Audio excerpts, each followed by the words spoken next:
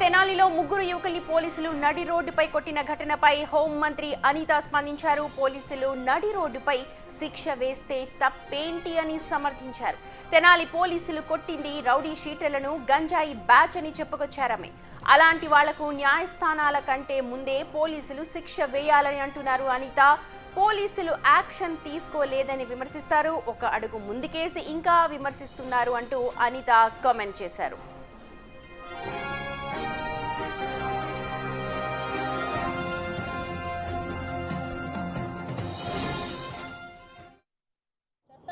పోలీసులు చేతిలోకి తీసుకోవడం ఏంటి?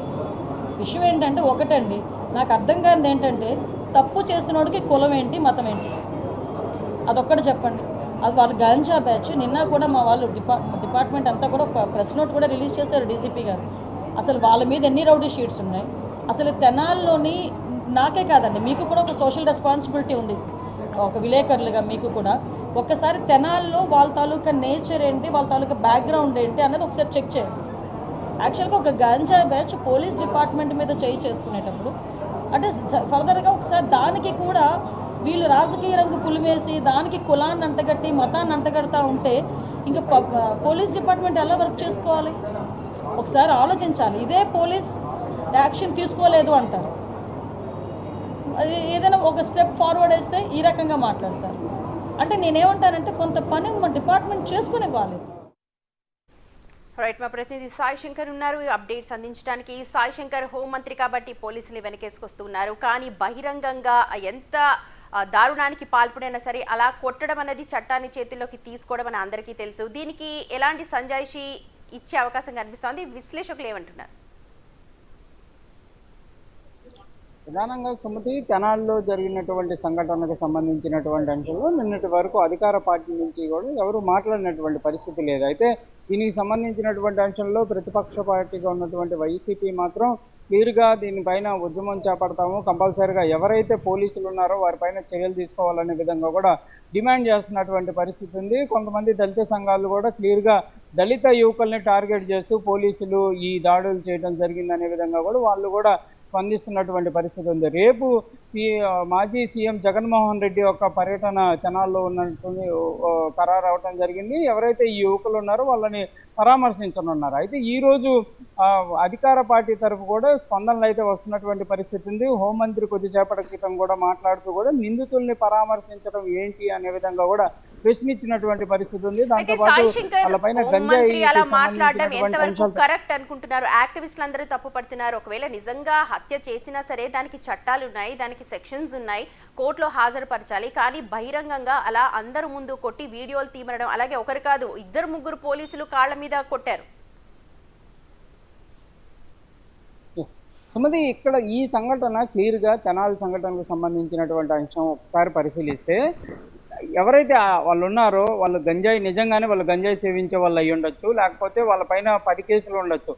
వాళ్ళు నిజంగానే చట్టరీత్యా కనుక వాళ్ళపైన చర్యలు తీసుకుంటే కనుక పోలీసుల్ని అందరూ హర్షించేటటువంటి ప్రయత్నం జరిగేది. కానీ అక్కడ జరిగినటువంటి సంఘటన అనేది చట్ట విరుద్ధంగా జరిగినటువంటి సంఘటన కాబట్టే ప్రతి ఒక్కళ్ళు కూడా దానిపైన వ్యతిరేకిస్తున్నటువంటి పరిస్థితి ఉంది. సోషల్ మీడియా వేదికగా కూడా ఇలాంటి సంఘటనలు జరిగితే చాలా వరకు హర్షాలు వ్యక్తం చేసేటటువంటి సోషల్ మీడియాలో కూడా క్లియర్గా పోలీసుల పైన అయితే విమర్శలు వస్తున్నాయి.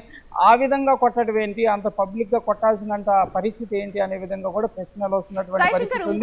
ఇప్పుడు డైరెక్ట్ గా హోంమంత్రి అంటున్నారు పోలీసులు తమ పని చేస్తూ ఉన్నారు, ఒక అడుగు ముందుకేసి అంటే చేయకపోతేనేమో చేయలేదంటారు, చేస్తేనేమో ఇలా విమర్శిస్తారు. కానీ ఇలా పబ్లిక్ గా కొట్టడం, చట్టాన్ని తమ చేతుల్లోకి తీసుకోవడం, రేపనాడు ఇది వ్యక్తిగత దానికి కూడా వెళ్లే అవకాశం ఉందన్నది యాక్టివిస్టుల మాట.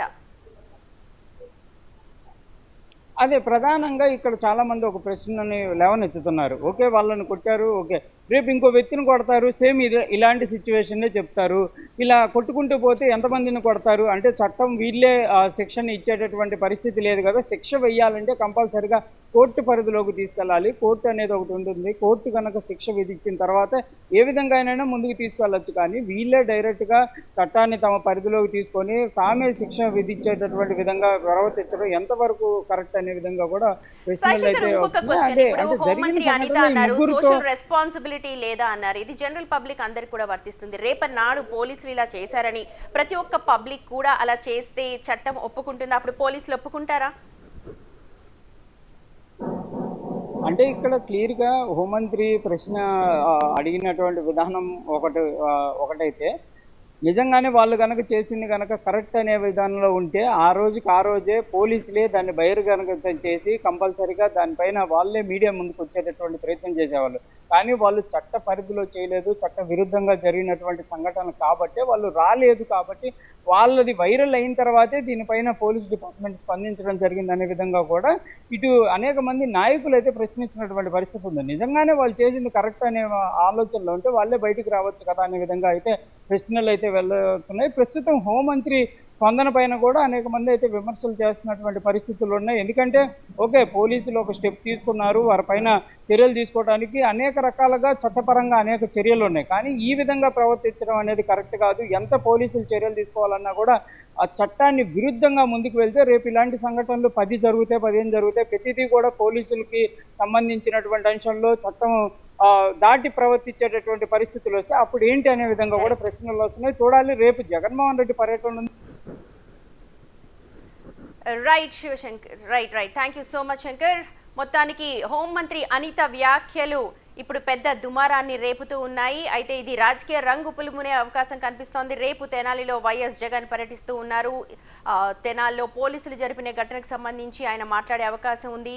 అయితే ఈ ఘటనకు సంబంధించి ఇప్పుడు సోషల్ మీడియా వేదికగా కూడా హోంమంత్రిపై విమర్శలు వస్తున్నట్టుగా తెలుస్తోంది.